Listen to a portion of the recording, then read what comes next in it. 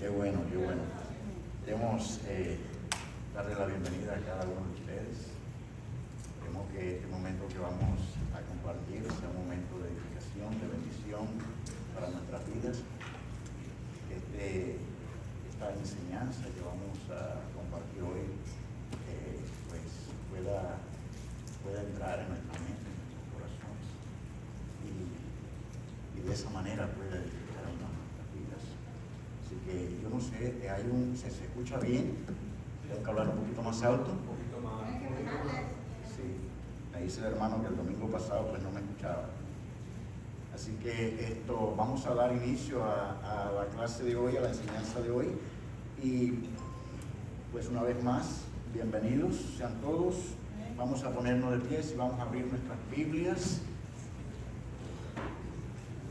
en el Nuevo Testamento, Primera de Corintios capítulo 6. Primera de Corintios capítulo 6, versículos del 12 al 20. Cuando todos lo tengan, pues dicen un amén para que así podamos. Amén. Amén. Entonces, leemos la palabra de Dios con la bendición del Padre, del Hijo y del Espíritu Santo. Dice así: todas las cosas me son lícitas, mas no todas convienen. Todas las cosas me son lícitas, mas yo no me dejaré dominar de ninguna. Las viandas para el vientre y el vientre para las viandas, pero tanto al uno como a las otras destruirá Dios. Pero el cuerpo no es para la fornicación, sino para el Señor, y el Señor para el cuerpo. Dios que levantó al Señor, también a nosotros nos levantará con su poder. ¿No sabéis que vuestro cuerpo son miembros de Cristo? ¿Quitaré pues los miembros de Cristo y los haré miembros de una ramera? De ningún modo. ¿O no sabéis que el que se une con una ramera es un cuerpo con ella? Porque dice, los dos serán una sola carne. Pero el que se une al Señor, un espíritu es con él. Verso 18 dice, huid de la fornicación. Cualquier otro pecado que el hombre cometa está fuera del cuerpo, mas el que fornica contra su propio cuerpo peca. Contra su propio cuerpo peca. ¿O ignoráis que vuestro cuerpo es el templo del Espíritu Santo, el cual está en vosotros, el cual tenéis de Dios y que no sois vuestro, que no sois vuestro? Porque habéis sido comprado por precio. Glorificad pues a Dios en vuestro cuerpo y en vuestro espíritu, los cuales son de Dios. Vamos a orar. Padre, te damos las gracias, Señor, en esta mañana. Te amamos, bendecimos, Señor. Y estamos aquí, Señor, con el propósito de bendecir, honrar, Señor, su palabra, Señor. Y le damos gracias, Señor, por su presencia, Señor. Ahora invitamos, Padre, que su Espíritu Santo esté envuelto en este lugar, Señor, y que sea el que pueda impartir esta clase, Señor, esta enseñanza. Gracias, Señor, por toda la familia que están aquí representadas, Señor, pidiéndole, Padre Santo, que puedan ser sus corazones abiertos, sus mentes receptivas, Señor, para que este mensaje pueda entrar y sea de bendición, Señor, y edificación a nuestras vidas, Señor. Gracias, Señor, danos un buen tiempo, Señor, aquellos que están en camino, Señor, que lleguen con bien, Señor, y que puedan también ser parte de esta enseñanza, Señor, que usted tiene para nosotros. Padre Santo, esto se lo pedimos en el poderoso nombre de su Hijo amado Jesucristo. Amén. Pueden tomar asiento, hermano. Como pueden ver, vamos avanzando un poquito, ¿verdad?, con Corintios. El domingo pasado estuvimos compartiendo una clase bien bonita, bien interesante, y esta tiene un encabezado diferente. Es un tema un poquito más diferente, pero tiene que ver con los corintios, de aquellas situaciones que ocurrían en aquel entonces. El título de este estudio o de esta enseñanza es El cuerpo entre la libertad y la gloria. el cuerpo entre la libertad y la gloria. Y vamos a ver en esta hora un viaje espiritual por la tensión entre el deseo humano y el propósito divino. Esto es bien interesante.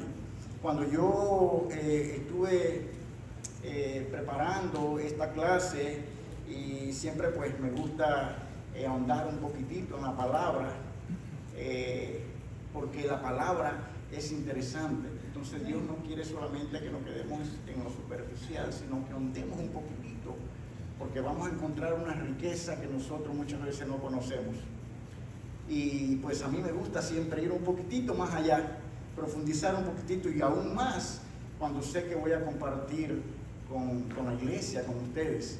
Entonces es muy edificante esta clase para mí, porque ministró mucho mi vida. Y leyendo un poco y estudiando un poco para hoy, recuerdo haberme topado con una frase bien bonita que quiero compartir con ustedes, y es que la libertad sin propósito es una esclavitud disfrazada. Qué bonito, qué interesante. Cuando yo leí esto, digo, yo tengo que meterme un poquitito más. La libertad sin propósito es una esclavitud completamente disfrazada. Entonces, yo quisiera detallar un poquitito más, ahondar un poquitito más y compartir con ustedes qué significa esa libertad que tenemos, ¿verdad? Sin propósito.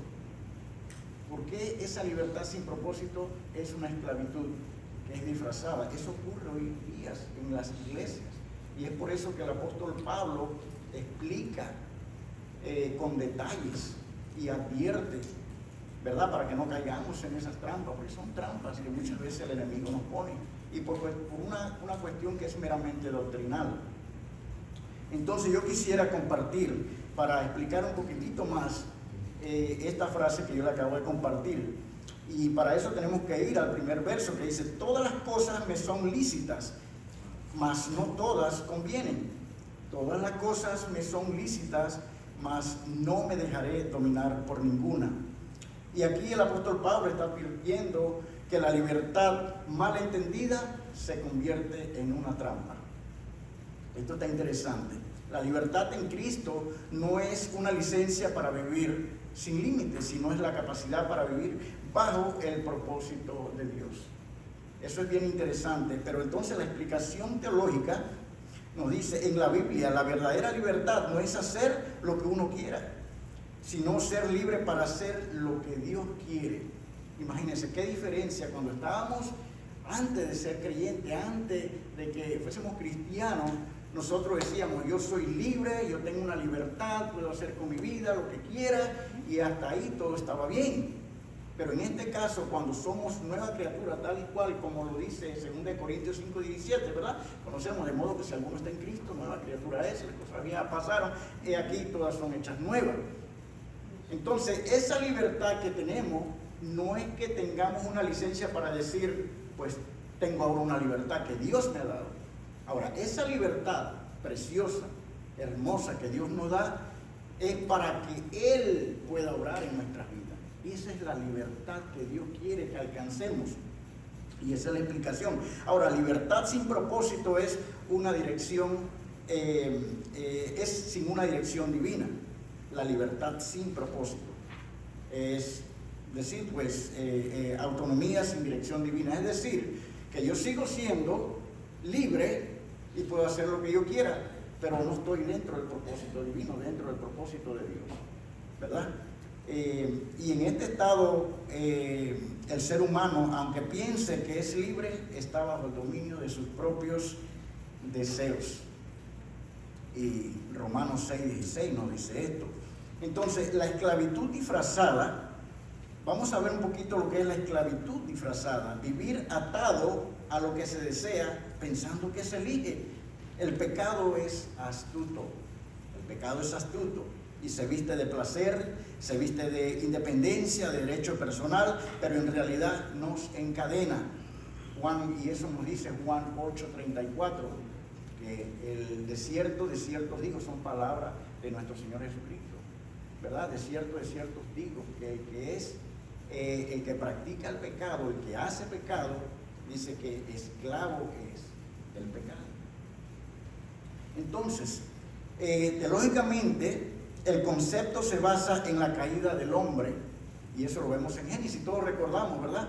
Que muchas veces nosotros decimos, tengo una libertad, tengo esto, voy a alcanzar aquello, Dios es un Dios grande, un Dios de propósito, y tenemos que tratar de centrarnos bien en Dios para no confundirnos, porque fíjese lo que pasó en Génesis 3, recuérdese cuando Dios puso a Adán y a Eva, ¿verdad? En el huerto del Edén, y le dijo, de todos estos frutos tú puedes comer, de todo es lícito, pero de aquel que está allá no lo pueden tocar.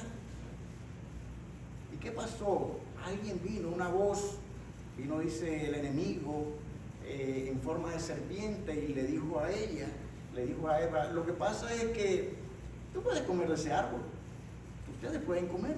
Lo que pasa es que Dios sabe que si ustedes prueban de ese árbol van a ser como Él. Entonces eso le causó algo, hizo un impacto en su mente. Y entonces pues dice, vamos a tener más conocimiento, más vida. Y fue todo lo contrario, la historia la conocemos, ¿verdad? Que eso fue muerte. Lo que en realidad ellos creyeron que iba a ser una libertad, era una libertad que era fuera del propósito de Dios. Y el resultado fue lo contrario, fue muerte, separación y sobre todo pues esclavitud espiritual. Entonces eso nos da a nosotros una idea de cómo actúa el pecado, cómo actúa todas estas cosas en nuestras vidas si no tenemos cuidado. La esclavitud disfrazada se presenta como progreso, como independencia, placer, autenticidad. Pero todas esas vestiduras esconden el hecho de que la persona ya no controla su libertad. Y esto es una realidad. Sino que sus deseos, hábitos y pecados son los que lo controlan. Porque eso es lo que muchas veces pasa. Entonces el ejemplo claro de eso lo tenemos en la historia del hijo pródigo, ¿verdad? ¿Qué pasó con el hijo pródigo? Yo creo que todos lo conocemos. Usó la libertad para irse de su casa. Él era libre. Usó esa libertad para irse de su casa. ¿Y qué pasó? Y vivir su vida, pero vivió su vida sin el propósito divino. Y esa libertad lo llevó a la pobreza y a la humillación. Y solo cuando regresó al Padre, dice la Biblia, su libertad se convirtió en una vida plena. Es decir, que la Biblia nos muestra, la palabra de Dios nos muestra todos estos ejemplos para que nosotros atesoremos y lo veamos como advertencia de no caer en esas cosas. Entonces eso es lo que es la libertad sin propósito. Lo que es la libertad sin propósito es una esclavitud disfrazada. Entonces debemos, ¿verdad?, tener cuidado siempre. Dice, pero Pablo recoge, ahora todas las cosas, vamos a ir desarrollando versículo por versículo, y antes de terminar yo quisiera compartir un testimonio que encaja esto de una manera exacta con el tema que vamos a tocar en esta mañana. Dice así, todas las cosas me son lícitas, mas no todas me convienen. Todas las cosas me son lícitas, mas yo no me dejaré dominar de ninguna. Y es que Pablo aquí recoge una expresión común en la iglesia de Corinto para confrontar una mentalidad peligrosa. Y él advierte que usar la libertad como excusa para el libertinaje, el cristiano recuerde que no vivimos bajo la ley, pero sí bajo el dominio del amor, la edificación y la obediencia en Cristo. Siempre que vienen muchas cosas a nuestra mente, yo digo, bueno, o debemos decir, esto edifica mi vida. Muchas cosas son lícitas. Lo vamos a encontrar con muchas cosas que de repente pues no le vamos a poner mucho énfasis. Sencillamente dice, bueno, es ilícito, pero ¿está esto bajo el dominio del amor, la edificación o la obediencia de Cristo? Esa es una pregunta que nos debemos hacer. Es decir, que la verdadera libertad no es hacer lo que yo quiera, es decir no a lo que no edifica, y eso es muchas veces es un gran problema en nosotros. Aquí está hablando el apóstol Pablo de lo que es el carácter que debemos desarrollar como creyentes, como cristianos, ¿verdad? Es saber decir que no a lo que no edifica. Es decir, que si nos ponemos a pensar un momentito, cuando vemos una situación o necesito ir a algún lugar o necesito tomar una decisión, yo debo pensar cómo eso o ese evento o esa decisión que yo voy a tomar va a impactar mi vida con respecto a mi relación con Dios. O sea, va a edificar, va a ser lo que realmente Dios quiere para mi vida. Entonces, el apóstol Pablo plasma esto muy claramente. Ahora, el versículo 13 dice que las viandas para el vientre y el vientre para las viandas, pero tanto al uno como a las otras destruirá Dios. Pero el cuerpo no es para la fornicación, sino para el Señor, y el Señor es para el cuerpo. Aquí hay algo bien interesante, porque los corintios, ellos tenían una mentalidad completamente distorsionada con respecto a esto, porque para ellos el cuerpo no era importante. Para ellos, lo que ellos veían como sumamente importante era el alma. Es decir, que ellos no le ponían énfasis al cuerpo. Para el cuerpo, le pongo un ejemplo. ¿Qué es lo que hacían ellos? Si de repente yo tengo sed, y si yo tengo sed, yo puedo tomar yo lo que voy a hacer, biológicamente, voy a satisfacer esa sed con un vaso de agua, ¿verdad? Voy a beber agua. Ahora, ¿me es pecado beber jugo? Por supuesto que no. De igual manera, pues voy a refrescar mi sed. Ahora, otro ejemplo, si de repente pues yo tengo hambre, yo puedo comer cualquier comida, o vamos a comer proteínas, y yo voy a satisfacer esa hambre. ¿Es pecado que yo coma carbohidratos? Pues no. Ahora, si yo llego cansado de mi trabajo, llego a la casa y quiero descansar, ¿es ilícito o es pecaminoso que yo descanse en el sillón y no vaya a la cama? Pues no, me es lícito, no es ningún pecado. Esa era la mentalidad que ellos tenían respecto a la sexualidad. Es decir, que si ellos, como el cuerpo no era para ellos algo importante, sino el alma, ellos decían, pues si tengo algún deseo sexual, yo voy a satisfacerlo, no importa dónde ni con quién. Lo importante es que yo voy a satisfacer mi cuerpo. Entonces, eso es lo que ellos alegaban. Entonces, para ellos, pues no era importante como lo que ellos hacían. Pues ellos iban a satisfacer sus deseos sexuales. Esa era la parte que el apóstol Pablo confrontaba y les advertía a ellos, pero Pablo les daba también una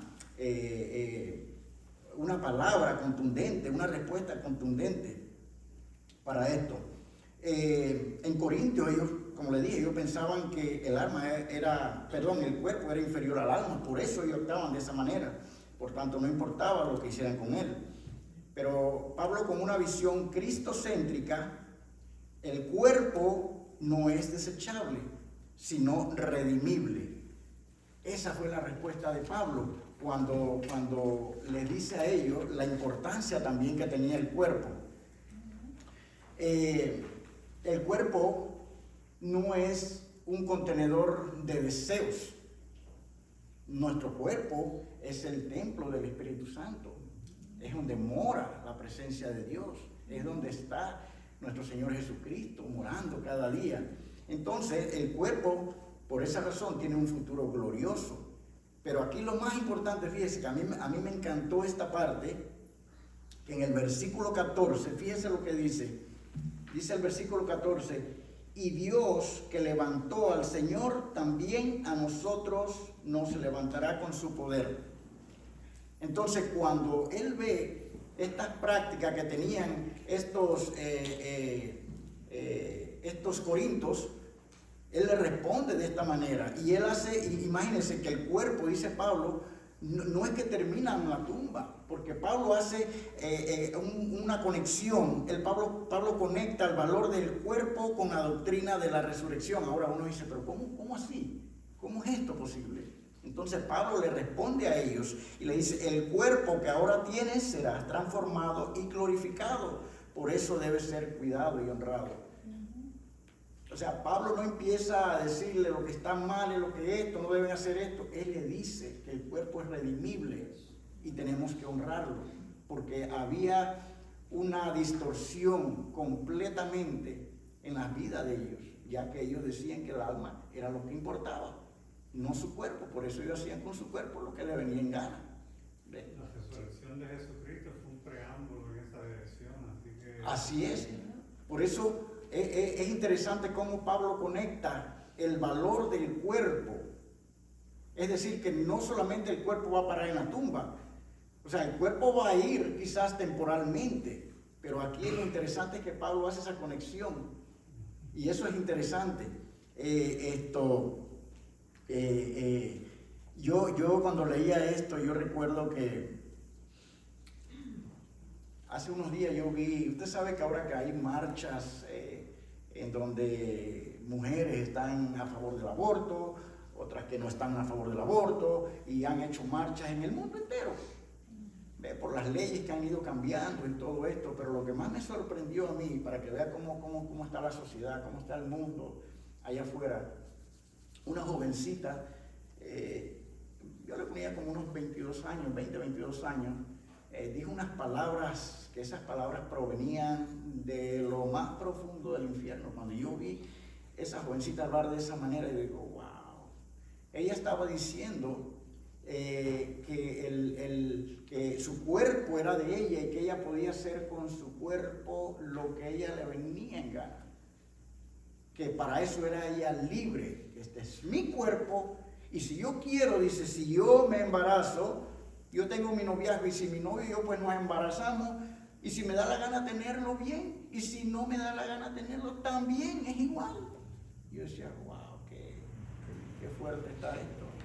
Y entonces, pues, por más que el que lo estaba entrevistando le decía de una manera respetuosa, y le decía, pero ¿por qué llegar hasta ese extremo de protesta, de decidir si lo vas a matar, si lo vas a tener? Es una criatura como quiera, que tienes en tu vientre. Hay métodos anticonceptivos. Dice, pues no lo quiero usar y es mi derecho. Es mi derecho no usarlo. Y cuando sintió un poquito de molestia por las preguntas que le estaba haciendo, fíjese, por eso es que yo digo que ahí es donde salían esas palabras de lo más profundo del infierno. Le dice ella al que lo entrevistaba, dice, mira, ¿sabes qué? Mi cuerpo, yo hago de mi cuerpo un tren y subo a quien se me da la gana. Entonces, eso es lo que hoy día la gente piensa allá afuera. La juventud, mucha de la juventud, por eso que hay mucha perdición. Porque gran mayoría, lamentablemente, piensan de esa manera, que con mi cuerpo, con su cuerpo, pueden hacer lo que les da la gana.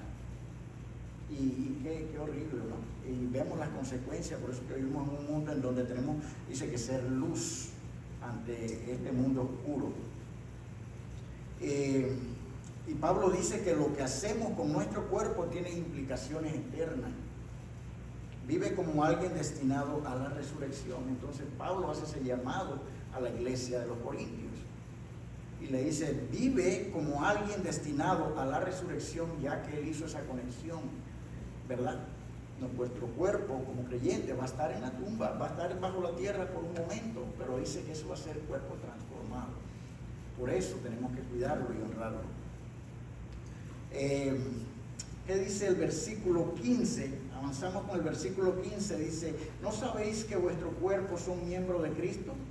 ¿Quitaré pues los miembros de Cristo y lo haré miembro de una ramera? De ningún modo. Dice, ¿no sabéis que nuestro cuerpo son miembros de Cristo? Eso es bien interesante. Dice, la unión espiritual con Cristo no es solo un concepto, sino también es algo físico. Pablo dice que nuestros cuerpos son miembros de Cristo y cada decisión que involucra a nuestro cuerpo afecta a nuestra relación con Él. Es decir, que nosotros no podemos hacer lo que queramos con nuestro cuerpo. Y lamentablemente esto se ve en muchas de las iglesias cristianas hoy día, en el mundo entero. Pensamos que podemos hacer lo que nos da la gana muchas veces con nuestro cuerpo. Y eso hay que tener mucho cuidado, porque eso tiene implicaciones a futuro, implicaciones espirituales terribles. Lo que hacemos con nuestro cuerpo, dice, no es un asunto privado, porque le pertenece a Cristo y su cuerpo espiritual a la iglesia. Y es bien interesante cuando miramos este tema y vemos que el pecado sexual no es simplemente un error, hermano. Dice que los dos serán una carne, de acuerdo a lo que acabamos de leer. Y fíjese, y lo que quiero decir con esto, y lo digo pues con mucha reverencia ante Dios y con mucho respeto ante ustedes. Por eso que el pastor muchas veces, siempre aquí han habido bastantes matrimonios ya a lo largo de estos años. Aquí se han casado muchas parejas. Parejas que de repente pues, en un tiempo estaban viviendo juntos, pero no había un matrimonio. Entonces, esto dice que el acto sexual tiene una dimensión espiritual que muchos no entienden. Por eso que es importante siempre que podamos entender lo que dice la palabra de Dios en relación a este tema de la sexualidad. Porque hoy día vemos a muchos, más que todos los jóvenes, se van a vivir juntos, pero no se casan. Porque dice, para mí eso es un documento, eso es algo que no es interesante. Y el día que yo me quiero separar, me separo y aquí no hubo compromiso y aquí no hubo nada. ¿Ves? Entonces piensan de una manera distorsionada. Pero eso es la gente del mundo. Pero cuando llegamos acá, donde realmente entramos en lo que es el conocimiento de la palabra de Dios, Dios nos habla y nos dice cuán maravilloso es el matrimonio, pero con un pacto. El matrimonio es un pacto sagrado. Entonces, muchos la verdad no entienden que la unión sexual sin pacto es una distorsión a los ojos de Dios, algo que Él diseñó como una bendición. Entonces, eso es interesante cuando vemos que tomamos este paso. Si estamos viviendo en una relación estamos unidos, pero no en un santo matrimonio, tenemos que entender que eso tiene implicaciones a futuro también, tiene implicaciones que no son buenas, porque el matrimonio lo crió Dios y es un pacto que tiene que llevar la bendición de Dios a cada uno de nosotros. No debemos trivializar lo que Dios diseñó para ser santo, dice, porque una sola carne es un pacto, no es un pasatiempo, como quizás hoy día bastante, ¿verdad?, lo ven así. Dentro de la iglesia,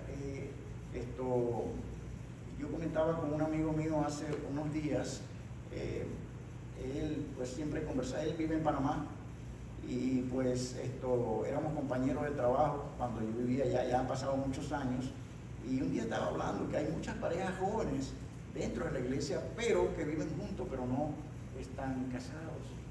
Entonces siempre el pastor está haciendo énfasis que deben casarse, por favor, no sigan viviendo, están en pecado, pero hoy día tienen como más fuerza lo que escuchan afuera, de que no es tan importante casarse, porque para vivir yo con mi pareja, con mi esposo, mi esposa, yo tengo que apuntarlo en un papel o ir ante un juez o pararme dentro de una iglesia y hacer una ceremonia. Eso no es importante, imagínense cómo lo ven. Entonces, sí, hermana. También hay muchas personas adultas que tienen una religión,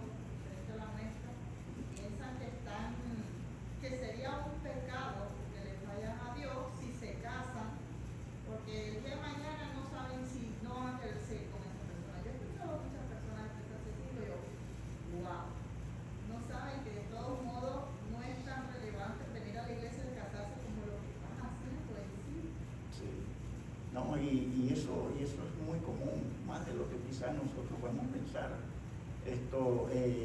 Vemos que hay bastante en las iglesias, sobre todo.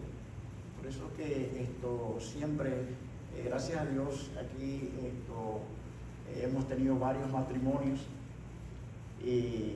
jóvenes y no tan jóvenes que han tomado la decisión correcta. Pero yo creo que para poder tomar esa decisión correcta tenemos que entender lo que dice Dios en su palabra con respecto a esto.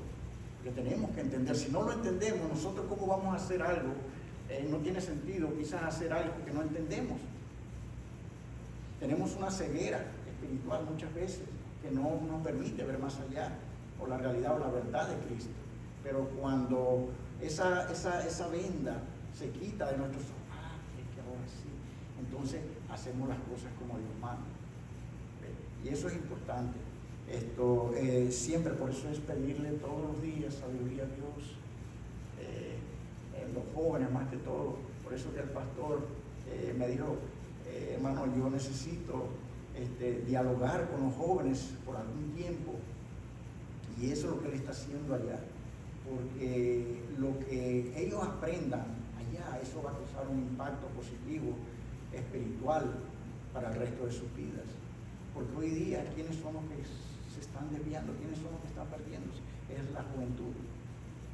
Porque la juventud, a pesar de que, fíjese, nuestros niños, cuando ellos están, que son unos niños y los traemos a la iglesia, ellos están felices y contentos, pero una vez que ellos empiezan a crecer, ellos siguen viniendo, pero cuando llegan a la universidad, en la universidad les van a enseñar algo completamente equivocado.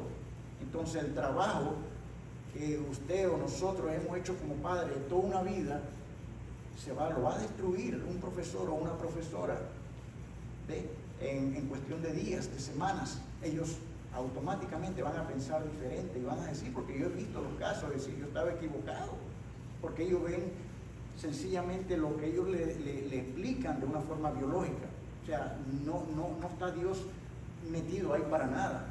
Entonces yo no sé cómo eso impacta de una manera tan fuerte sus vidas, que ellos hacen y toman a un lado y dejan las cosas de Dios. Entonces hoy día, y quizás usted y yo podemos conocer a personas, a parejas, matrimonios que han educado a sus hijos dentro de la iglesia, y han sido una bendición para ellos en ese caminar de toda una vida, y nos sentimos contentos porque ellos cuando crecen dicen, wow, mi hijo yo le enseñé las bases. Ellos tienen firmeza para que cuando ellos empiecen a desarrollar su vida, estudien, se casen, ellos ya van a salir adelante, me siento contento. Pero una vez que ellos lleguen a una universidad, ellos quizás hay un riesgo de que ellos puedan ser persuadidos, puedan ser convencidos de otras cosas completamente diferentes a lo que nosotros les enseñamos. Y también enseñarse lo que está haciendo ahora por la ley, que ya tienes una relación con una persona, se está tratando de sacar a Jesucristo de toda la manera del matrimonio, porque si ya vives con alguna persona o tienes una relación con una persona más que 5 años, ya está casada y te envíen tu licencia de matrimonio. Estaba tratando de hacer eso. Nosotros valorar la obra, el ministerio de Jesucristo, no podemos olvidar que el primer milagro de él fue una fiesta de boda. Así que Dios se goza de este sacramento, si lo podemos llamar de esa manera, que es algo sumamente grande e importante. Sí, es importante. Sí, hermano. Yo creo que una de las razones por las que son tan fáciles de convencer porque el ser humano precisamente no queremos pasar trabajo. Entonces, la libertad que el Señor nos ofrece tiene límites. Entonces, la persona, como usted bien mencionó, el libertinaje.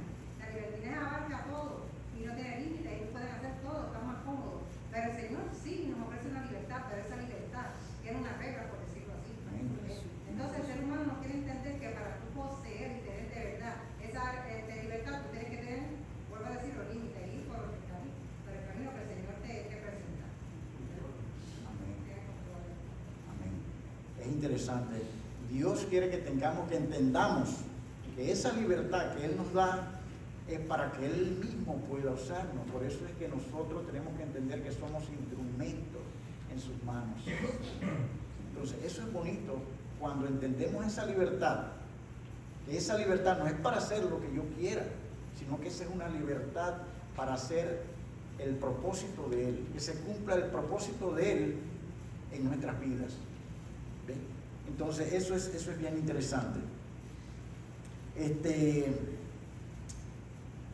Cuando ocurren todas estas cosas, puede venir una pregunta, podemos hacer una pregunta: ¿con quién estamos verdaderamente unidos? Porque el alma que se pega a Dios encuentra plenitud que ningún cuerpo, hermanos, con respecto a este tema de la sexualidad, muchas veces pensamos que ahí es donde se consuma todo. Entonces tenemos que tener cuidado, porque donde encontramos plenitud total es en la presencia de Dios. Es cuando nos comunicamos, cuando como decía una hermana una vez aquí, nos amalgamos, nos entrelazamos con el Señor. Entonces esa es la plenitud que Dios quiere que alcancemos. Entonces Dios nos invita a que nos unamos a Él completamente. Entonces hay un versículo aquí, perdón, ya leímos el 17, el 16, ¿verdad? Dice, pero el que se une, el 17 dice, pero el que se une al Señor, un espíritu es con Él. Por eso es que tenemos que entender que cuando nos unimos al Señor, o sea, somos uno, así como cuando nos unimos con nuestras esposas, o cuando hay un matrimonio que se une y es una sola carne. Eso es bonito, es interesante, pero aún más bonito, y es lo que Dios quiere, es que nos unamos a Él para que seamos un solo espíritu. Y digo esto porque el verso 18 dice: huid de la fornicación. Cualquier otro pecado que el hombre cometa está fuera del cuerpo, mas el que fornica contra su propio cuerpo peca.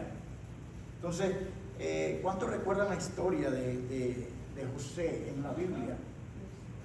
¿Verdad? A mí me edifica mucho cuando me gusta mucho, conozco la historia de José. Es doloroso cómo inicia todo esto, pero todo esto tenía un propósito. El que él fue vendido y fue llevado a un lugar donde él desconocía.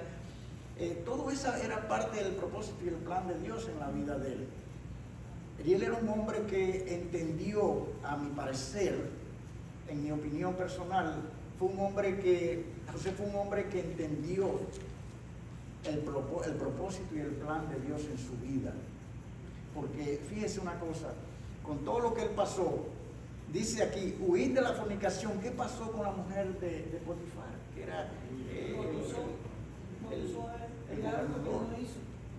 Entonces, yo me imagino, y esto tiene que ver cuando yo leo esto, yo digo, huir de la fornicación.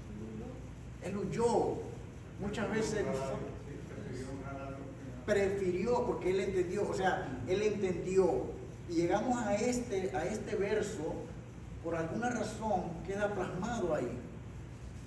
Usted sabe que yo me imaginé, y cuando yo leo, yo me meto en la historia y me imagino cómo era aquello. Yo me imagino que esa era una mujer sumamente preciosa, muy linda, hermosa, como la Biblia usa esa palabra, hermosa, cuando se refiere, ¿verdad?, a mujeres en la Biblia, y era de un aspecto hermoso. Yo imagino, esa era la mujer de Potifar. No era cualquier mujer, era una mujer elegante, me imagino, una mujer hermosa físicamente y todo aquello. Pero ¿qué pasa? Que José de momento se encontró en una situación que él no es que dialogó con la tentación, porque ahora él era un hombre y él podía ver a esa mujer también de una manera que quizás Dios la estaba describiendo, que era una mujer bonita. O sea, podemos decirlo, que era una mujer bonita, no era una mujer cualquiera, era la mujer de Potifar, del gobernador.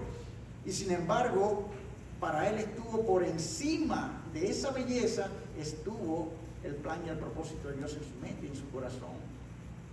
Porque él sabía y entendía bien. Y él dice que prefirió huir. Entonces muchas veces cuando más que todos los varones o alguna dama se encuentren en una situación así, no es cuestión de que dialoguemos con la tentación. No es cuestión de dialogar, sino dice, es cuestión de huir. Porque con la tentación no se debate. Y el apóstol Pablo dice que este tipo de pecado tiene consecuencias profundas y que afectan el alma, el cuerpo y la conciencia y la comunión con Dios. Y fíjese, cuando ocurre en esto, el testimonio que yo les voy a presentar ahorita, en un momento antes de terminar, tiene que ver con esto. Sí, hermana, dígame. Yo lo busqué en la Biblia Amplified en inglés, pero lo traducí en español. Ajá. Y dice, huir de la inmoralidad sexual en cualquier forma, ya sea en el pensamiento, el comportamiento, ya sea visual o escrita. Wow. Fíjese, yo recuerdo, ahora que usted menciona esto, yo recuerdo, todos conocimos, yo creo que está aquí al ya fallecido pastor Billy Graham. Él decía que nosotros no podemos evitar que los pajaritos vuelen sobre nuestra cabeza, pero dependen de uno que hagan nido. Entonces, lo cual quiere decir que nosotros no vamos a poder evitar de repente que nuestros ojos miren algo y la mente, porque la mente trabaja rápido, ¿ve? Pero tenemos que saber que esos pensamientos automáticamente, como creyentes, tienen que ser desechados. Porque no puedo ponerme a dialogar o a meterle mente, ¿sabes? Diciendo, esto no me va a hacer, esto no me va a afectar, yo puedo mirar eso a mí. No, eso es la mentira de Satanás, es la mentira del enemigo. Porque el enemigo no le va a poner a usted algo cuando usted no es débil. El enemigo nos va, si alguien que es creyente hoy día, pero que tuvo muchos problemas con el alcohol, es bueno que él se acerque a un lugar donde venden licor o él tenga amistad con alguien que consuma alcohol. Él ni debe acercarse para nada, porque el enemigo es astuto. Ajá, exactamente, no va a poder. De igual manera, también en la parte sexual es igual. O sea, no podemos impedir, como dice, ¿verdad? Como decía Billy Graham, que no podemos impedir que esos pensamientos muchas veces lleguen, pero esos pensamientos tienen que desaparecer. Para eso es que el Señor nos dice lo que tenemos que hacer. Y tenemos que desechar esos pensamientos automáticamente y olvidarlos. Pero ¿qué hacemos muchas veces? Que empezamos a darle vuelta a esos pensamientos y eso causa error en nuestra parte de nuestra relación con Dios. Porque una vez, fíjense, ya le doy un momentito, hermano, una vez que esas cosas, esos pensamientos empiecen a trabajar y yo empiezo a dialogar con la tentación, ¿qué va a pasar? Entonces ya mi relación con Dios ya no va a ser igual. Ya yo no voy a querer orar, ya yo no voy a querer saber que Dios está cumpliendo un propósito en mí. Entonces me voy a echar a un lado, porque todas esas cosas son las que el enemigo va a utilizar, así como lo hizo en el huerto de Edén, con Adán y Eva, que le dijeron, tú puedes hacer esto, tú puedes hacer esto, tú puedes hacer esto. Y lo que encontró fue muerte. Sí, hermana. Yo quería decirle que realmente José tenía en su corazón, en su mente, la palabra de Dios. Porque ahí en Proverbios, en el 7, habla precisamente de ese tipo de esa característica que tenía la mujer de Potifar. Ese tipo de características, como él guardaba en su corazón la palabra de Dios, él no accedió a esa conquista que ella quería hacer. Amén. Y fíjese, y eso se trata, dice que el coraje espiritual no es resistir. Y eso es lo que muchas veces nosotros queremos, ¿verdad? Resistir. Pero esto no se trata del coraje espiritual, sino es de correr con humildad hacia la pureza de Cristo. O sea, que el que yo conozca, no, yo voy a enfrentar lo que sea y yo tengo coraje, no, eso es un error, porque es muy posible que vayamos a caer. ante una situación como esa. Dice que nuestro cuerpo no es nuestro cuerpo le pertenece. El versículo 19, verso 19, ya casi estamos terminando, el verso 19 dice: ¿O ignoráis que vuestro cuerpo es el templo del Espíritu Santo, el cual está en vosotros, el cual tenéis de Dios y que no sois vuestro? Esta es una declaración radical en la cultura que proclama: es mi cuerpo, es mi decisión. Pero para el creyente, el cuerpo pertenece a Dios porque Él habita en nosotros. Esto no es solamente una carpa vacía, sino que es un santuario. Pablo, fíjese cómo lo pone. Pone el ejemplo de allá afuera. Allá afuera dice que la declaración radical de la cultura de aquella sociedad es proclamar: mi cuerpo, mi decisión, yo puedo hacer con ello lo que yo quiero.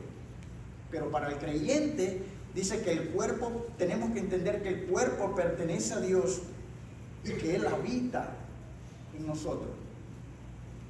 Que no es una carpa vacía, como muchas veces ocurre. Muchas veces somos aquí, ¿verdad?, el santuario. Somos aquí, ¿verdad?, el tabernáculo donde Dios mora. Pero cuando llegamos afuera nos quitamos muchas veces, y eso pasa en muchas iglesias, nos quitamos esa vestidura y lo que queda es una carpa vacía.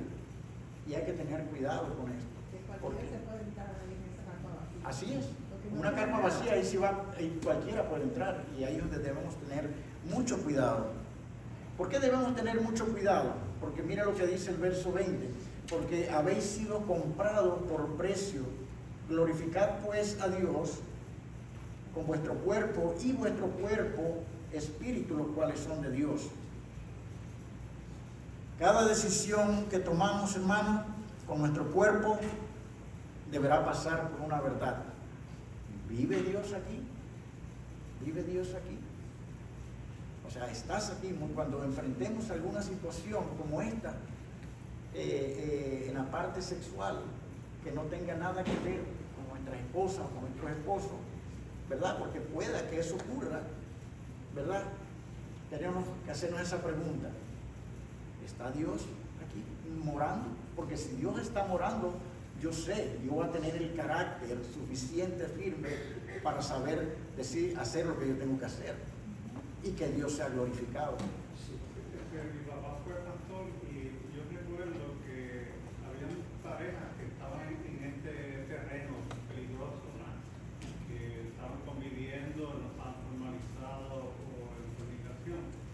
Y algunas de ellas tenían un deseo de servir a Dios, pero había un impedimento, y Dios le hablaba hasta que tuvieron, para ser utilizados en la iglesia, arreglar esa situación.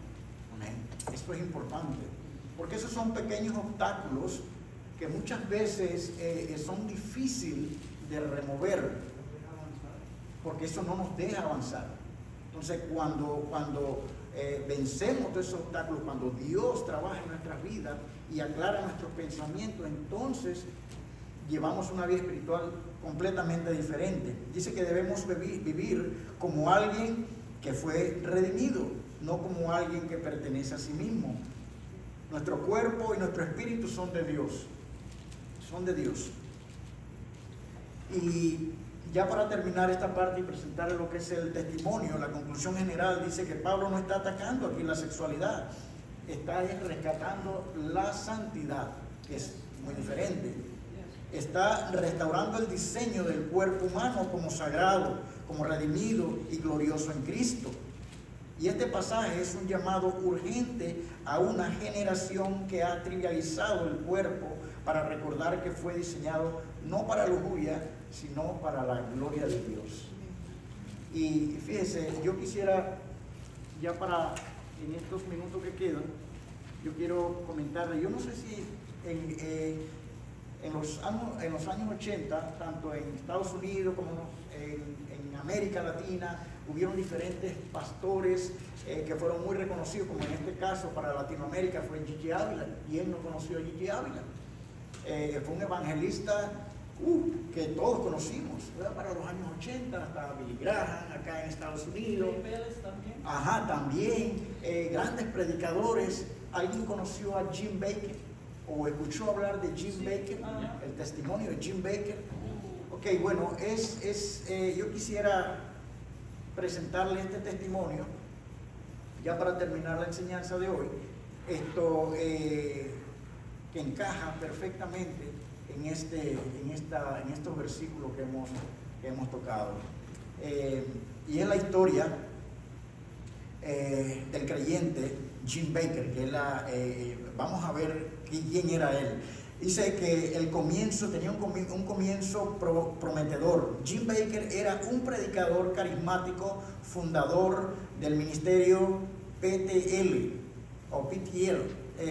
Praise the Lord, con su esposa Tammy Faye. Construyeron entre los dos, se construyó uno de los imperios cristianos más grandes en los años 80, incluyendo parques cristianos, hoteles y un programa televisivo visto por millones de personas. Él era admirado, tenía dinero, influencia y poder religioso. Predicaba a Cristo, pero poco a poco su corazón comenzó a ser seducido por la codicia, la fama y la sensualidad. Obviamente, lo que vino ahí después fue la caída. Dice, tentado por su carne y su ambición, Bakker cedió a la tentación sexual como una secretaria. Además, desvió millones de dólares del ministerio para fines personales y lo justificaba con frases como, estoy haciendo esto para la obra del Señor. Imagínense, ya empezó, ya cayó en pecado, ya vino la caída. Entonces, él seguía, como lo dije al inicio, disfrazado. Él tenía un disfraz en ese momento. Pero después que él decía esto, dice, pero en realidad su deseo de lujo y placer ya había dominado su alma. Lo que comenzó como una bendición terminó en corrupción personal y sobre todo espiritual. Fíjese cómo una cosa lleva a la otra. Pero obviamente pues las consecuencias fueron dolorosas. En 1989, Jim Bakker fue arrestado por fraude y condenado a 45 años de prisión, luego reducidos.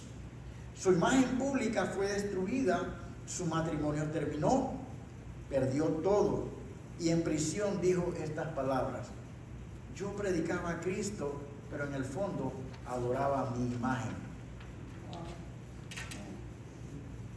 Entonces, cuando él reconoce, entonces ahí es donde empieza a trabajar Dios, ¿verdad? Muchas veces cuando reconocemos, cuando el hijo pródigo dijo, pero iré, ¿verdad? Ahí hubo enseguida, ¿verdad? Un clic, ¿verdad? Que hizo la diferencia. Ahí es donde empieza Dios. Entonces la restauración es por gracia. Dice que en prisión un pastor llamado Chuck Colson, ex criminal restaurado, le habló de nuevo del amor de Jesús. Aunque Jim Bakker conocía del Evangelio, ahora lo entendió desde la humillación. Mire qué duro eso. Se arrepintió de corazón, no solo lloró por sus errores, sino que renunció a justificarse. Esa parte a mí me gustó. Cuando él renunció, dice que renunció, sino que renunció a no justificar sus errores. O sea que lo de él ya fue una entrega nuevamente real, genuina. Y años después escribió un libro titulado I Was Wrong. Yo estaba equivocado. Fíjense, muchas veces cuando uno ve a estas personas, a estos grandes evangelistas, tenemos que tener mucho cuidado, porque muchos están hoy día siendo manipulados por la codicia y por muchas cosas. Pero hay un disfraz. No estoy diciendo que esto, pero sí puede que eso, por eso siempre ha existido. Siempre ha existido. Dice, pero tras su liberación no volvió a los lujos ni a las luces, sino que empezó a hablar con humildad, predicando sobre el arrepentimiento y advirtiendo a otros de las consecuencias de dejarse llevar por los deseos carnales. Entonces aquí aprendemos unas lecciones, que eso es para todos. Las lecciones son varias. Aquí menciona 4. Lecciones y consecuencias de caer en la tentación carnal. Dice, perdemos la sensibilidad espiritual. Automáticamente cuando la persona empieza a decaer, su relación con Dios empieza a alejarse. Esa es una. Y sin embargo, esa persona puede estar viniendo a la iglesia y puede estar compartiendo y puede estar haciendo muchas cosas, puede estar activo en la obra, pero es como le dije, es un disfraz muchas veces lo que hay por encima. Cuando el deseo domina, el discernimiento se adormece. Segundo, se afecta nuestro testimonio. Las caídas sexuales o financieras dañan la imagen del evangelio en el mundo. Por eso es que hoy día vemoslo allá afuera y dicen, yo voy para allá, yo no voy. Si allá son unos hipócritas. Allá hacen, porque a todos nos meten en el mismo paquete. Entonces, pero en el fondo también es una excusa para no, ¿verdad? No venir a los pies del Señor. Las relaciones se destruyen, la familia, los colaboradores, todos sufren por las decisiones carnales. Dios puede perdonarte, así como lo hizo con este hombre. Dios lo perdonó, pero hay cicatrices. La restauración no borra las consecuencias, pero sí redime el propósito. Y eso es bonito, lo que Dios hace. No importa lo que haya pasado, no importa lo que hayamos hecho, pero cuando venimos a los pies de Cristo, pero de una forma genuina, Él trabaja en nuestros corazones, trabaja en nuestras vidas, Él nos restaura. Entonces, la aplicación espiritual es esta: si un hombre con millones de seguidores, escuchen esto, un hombre con millones de dólares, como era Jim Baker, con Biblia en mano, con Biblia aquí, pudo caer por no cuidar su alma, ¿cuánto más nosotros que debemos velar, huir del pecado y depender de la gracia de Dios cada día? Y la conclusión, y con esto termino, la caída de un creyente nunca es repentina, nunca, es paso a paso, todo es un proceso. Yo vi, me acerqué, regresé, volví, disimulé, hasta que ya de repente me acostumbro y ya sigo, porque ya lo veo como algo normal. ¿Ven? Es el resultado de muchas pequeñas concesiones, es lo que le estoy diciendo. Pero el mismo Jesús que levantó a Pedro del mar y a David del lamento, sigue restaurando a los que se arrepienten de corazón. Por eso es que el apóstol Pablo les hablaba de esta manera a los corintios, porque ellos veían que el cuerpo no era importante y que podían satisfacer sus deseos sexuales con quien ellos les daba la gana, con quien ellos querían, porque era algo meramente biológico, que lo importante era el alma. Entonces, hoy día en las iglesias, en términos generales, hablando en términos generales, se practica mucho eso. Muchas veces lo que existe es un disfraz. Entonces debemos tener cuidado, porque eso nos puede estar afectando y está afectando a millones de personas alrededor del mundo que están en una iglesia, están envueltos en el liderazgo, están envueltos en muchas cosas, pero Dios trae todo a la luz en su tiempo. Porque Dios lo que quiere es que nos arrepintamos de corazón y podamos tener una vida genuina, íntegra ante los ojos de Dios, para que podamos utilizarlo y la obra del Señor pueda llevarse de una manera sana. Amén. Con esto terminamos. Vamos a orar, hermano Héctor, si nos despiden oración, por favor. Gracias. Muy bien, Padre, te adoramos y te bendecimos en esta mañana preciosa, Padre. Es un privilegio llegar hasta este lugar, Dios mío, escuchar la palabra y escuchar a tus siervos, Señor. Gracias por el mensaje, gracias, Padre, por esa palabra.